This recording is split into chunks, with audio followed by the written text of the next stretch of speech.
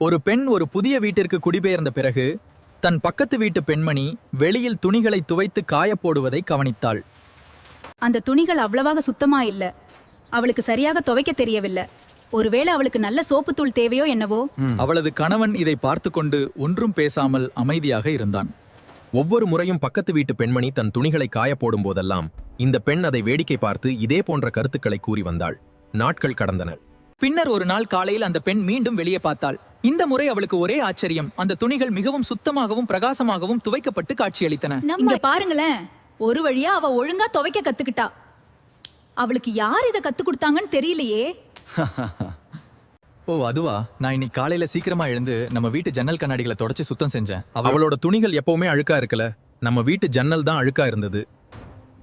அந்த பெண் அப்படியே பேச்சற்று அமைதியாக நின்று விட்டாள். நம் வாழ்க்கையும் பல நேரங்கள்ல இப்படிதான்.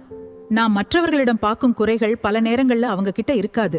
அவங்கள பாக்குற நம்ம மனசுல தான் இருக்கும். நம்ம மனசுல கோபம், பொறாம, கெட்ட எண்ணங்கிற அழுக்கு இருந்தா எதிரில இருக்க நல்லவங்களும் நமக்கு கெட்டவங்களா தான் தெரிவாங்க. அதனால அடுத்தவங்களை தப்பு சொல்றதுக்கு முன்னாடி நம்ம மனசு சுத்தமா இருக்கான்னு யோசிப்போம்.